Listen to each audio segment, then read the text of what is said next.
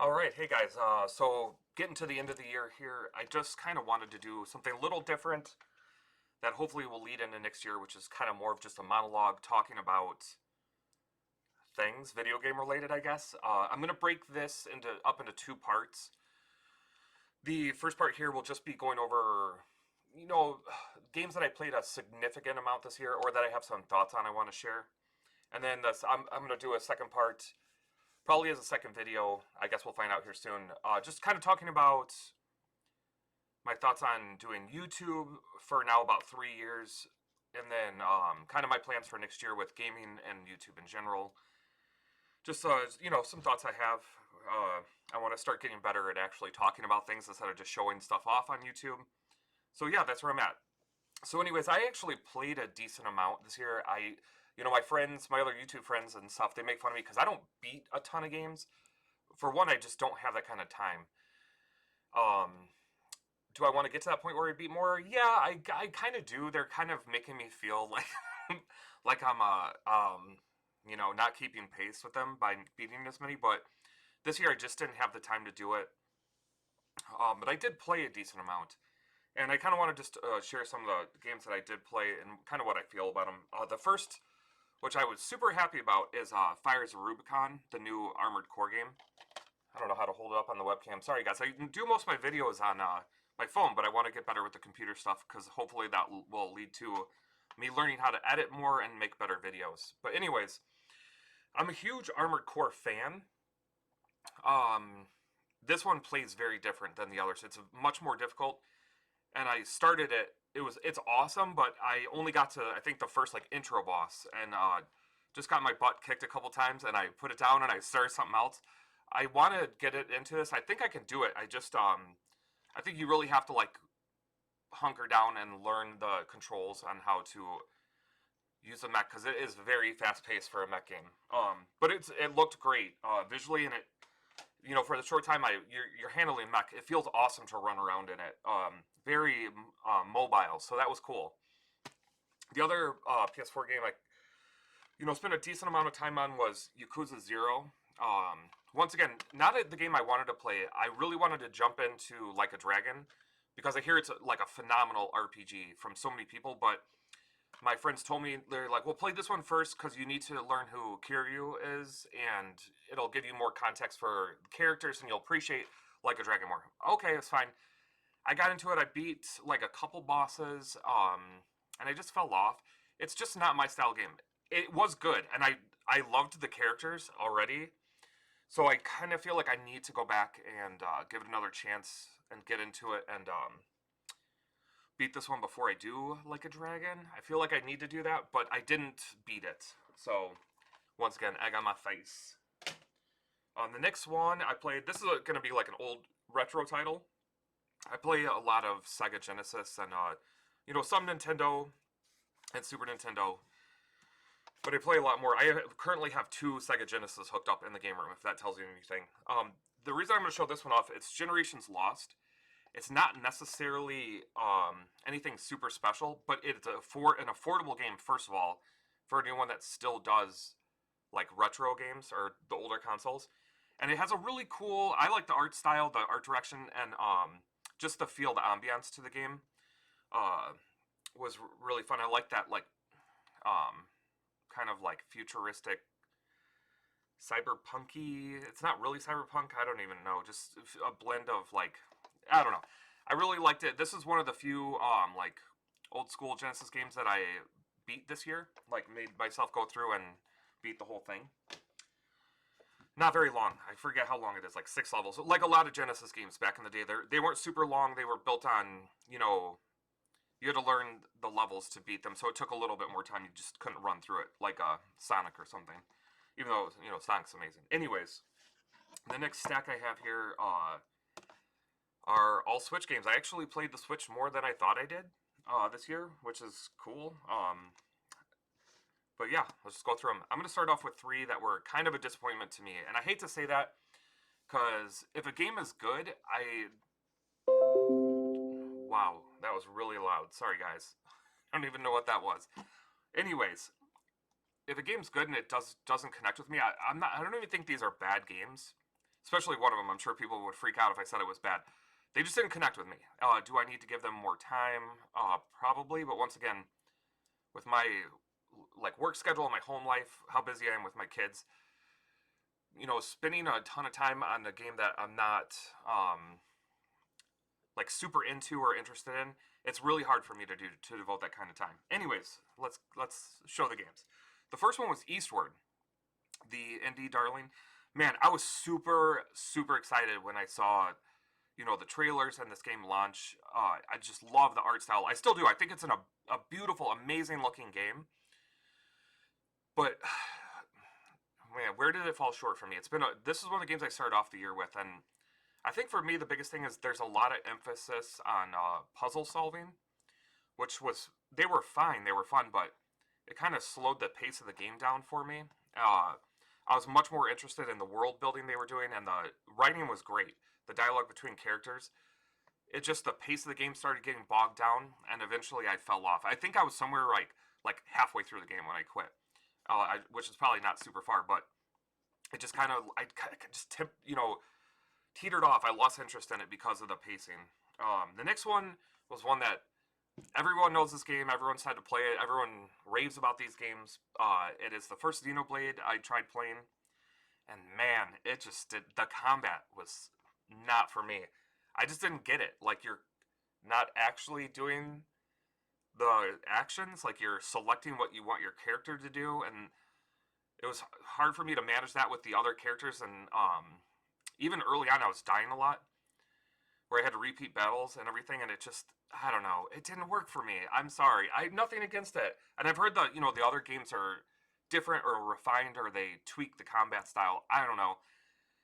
I wouldn't want to play them unless I beat this one, and I only got 8-10 hours in, and I just had zero interest left in the game.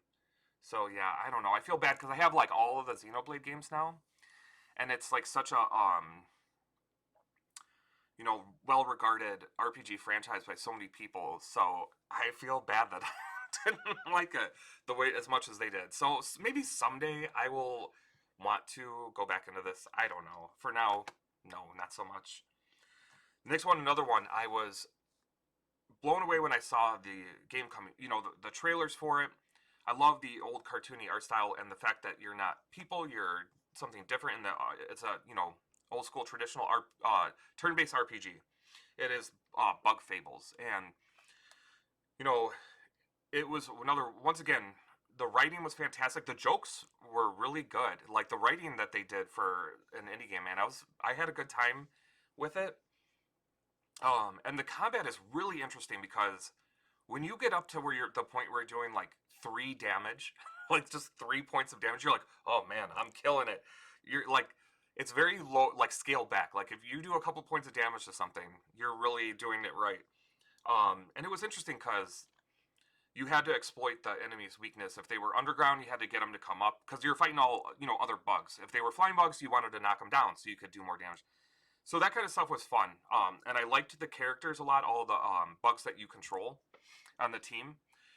I wish there was more emphasis on the actual combat, on powering them up, on getting the things that the bonuses, I forget what they call it, medals or whatever, in the game that you can tweak your, you know, advantage in combat or your character stats a little bit, like if they get more HP or shared magic points. That kind of stuff was great. It was really well done on like a micro scale. Instead of these big over-the-top attacks, it was like, you got to manage, you got to know what you're doing, manage your team. Where this game fell short for me was outside of the turn-based combat. I love the art style, and it was a very pretty game, but it's a two-dimensional, like almost looks like hand-drawn characters and settings, but you had to do a lot of like almost like platforming type of things, including some puzzle stuff, and it's very hard to tell like how deep something is, like if you have to jump from things, and then also to use your some of the skills to solve the puzzles was like really tricky because of you didn't know where you were aiming sometimes or stuff like that, and it really started to like eat away at me. Once again, I don't know how far I was in. I was like right in the beehive when I got to this puzzle that was just annoying the bejesus out of me. No pun intended. And that's kind of where I quit. Now, of the 3 Switch games I showed so far, if there was one I was gonna go back to and that I actually want to go back to and push through further, it is actually this. I was having a really good time, but I got to the point where it was slowing down for me, and I wanted to move on to something else. But this might come back into my active list for next year. We'll see. Okay, next one. I'll just do this. I play this on and off with my daughter. She's not a big video game person like my 2 boys are, but once in a while she wants to play like Mario Kart or something like that. But this one is like kind of her and I special game together that we play.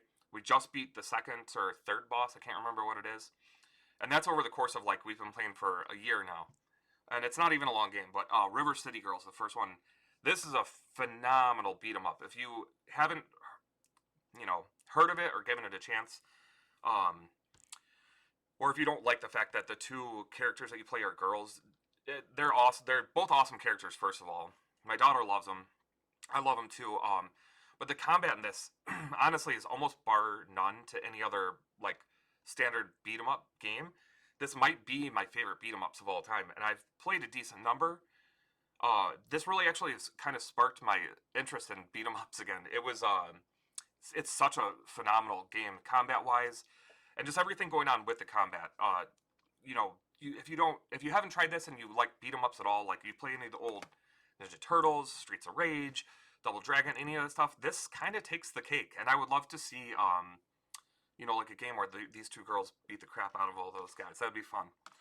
The next one is a game I'm currently playing, and I don't know why I picked this up and started playing it.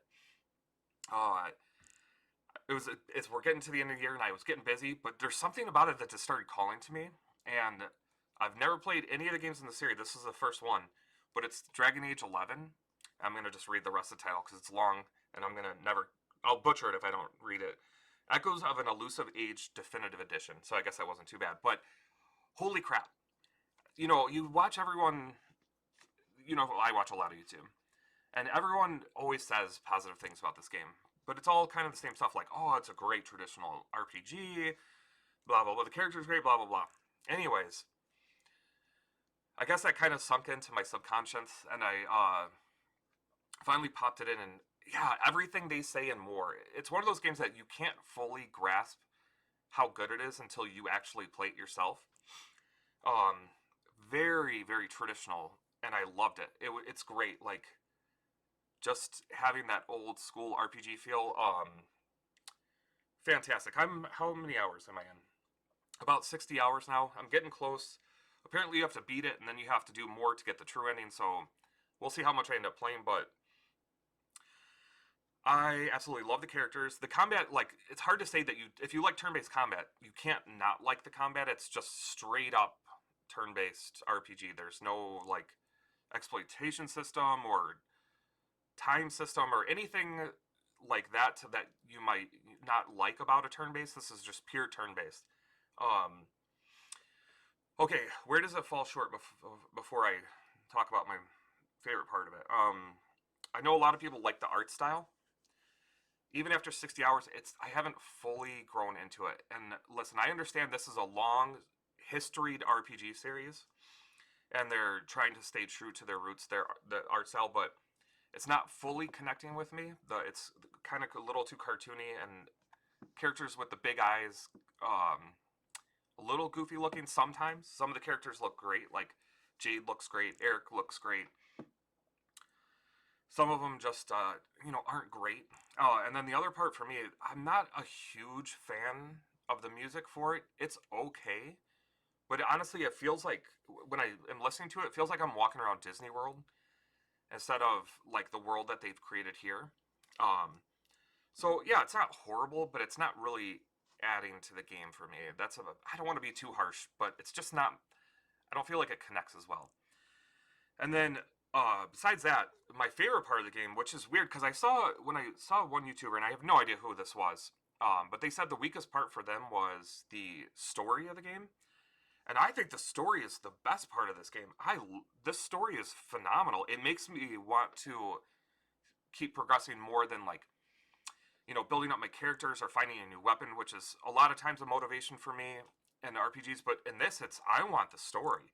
the story is just, it's so good. I don't even want to say anything to spoil it, but that's one of the reasons why I'm not 100% on the art styles, because to me the story is so heavy, and there's a couple things in it that have genuinely made me get emotional in terms of like not like sad, but like one of the characters sometimes that makes me super angry.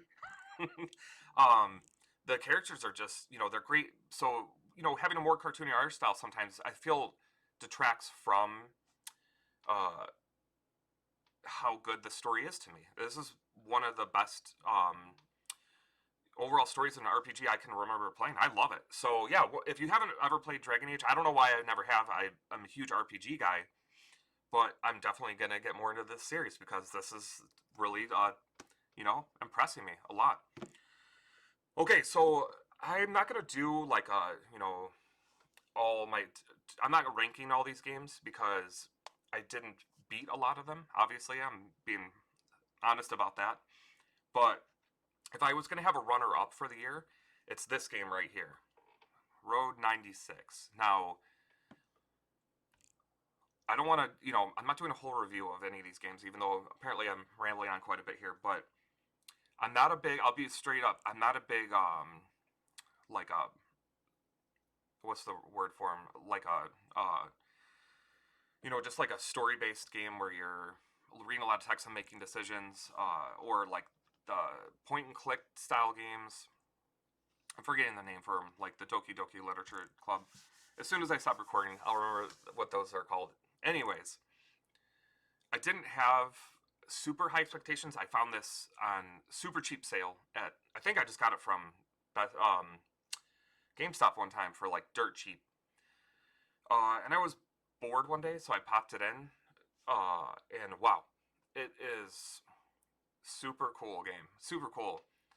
It one of those ones that totally took me by surprise about how much very quickly I got interested in it, and it like sucks you in. It is I think made by a smaller studio. Merge is the only or Omen Digital Digits Art. I don't even know.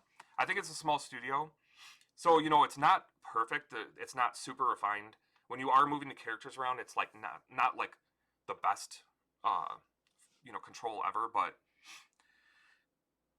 what this game does so well is create an overall ambiance of not dread, but just where you're never really comfortable uh, when you're progressing through the story. Just a phenomenal job with storytelling, and I think having whatever actions you choose to do are man, see, I don't want to say too much with spoilers because I really don't want to do spoilers for anyone. But just the atmosphere that they create is super well done. And each you play as different characters, and each one I think only takes like a couple hours, so it's not bad. I'm a really slow video game player too, so you could probably get through each arc faster than me. But yeah, I haven't finished all the arcs yet.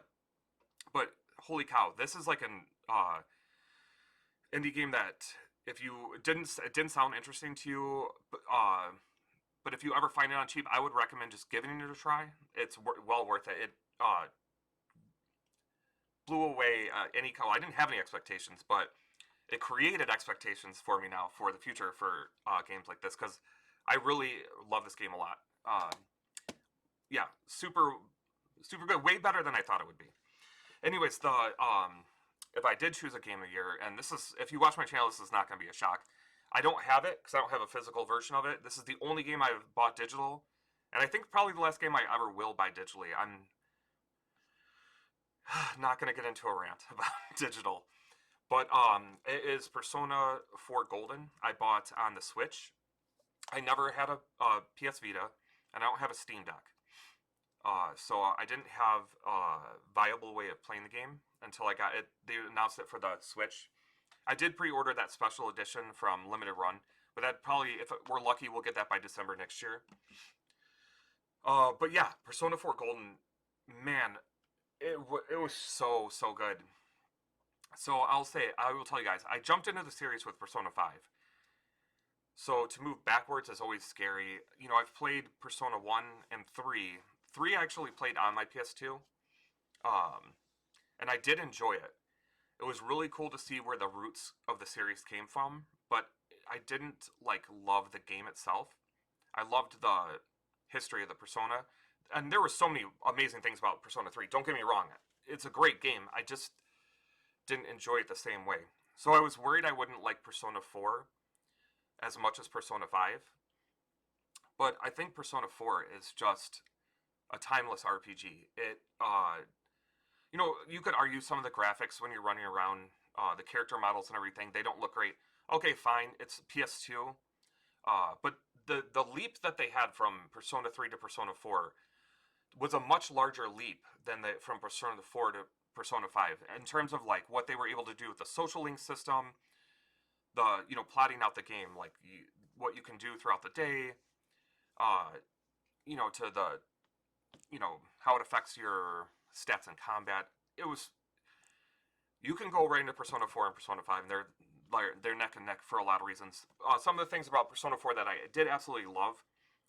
Obviously, the characters are great. That's something that Atlas does so well with almost all their games. The characters are super interesting, even if they're not your favorite. They're good characters, and if you're like, even if a character makes you angry or you don't like them, that's a good character because it made you have a reaction to it. They're not just a bad character. To me is when you're like, I don't even remember anything about it.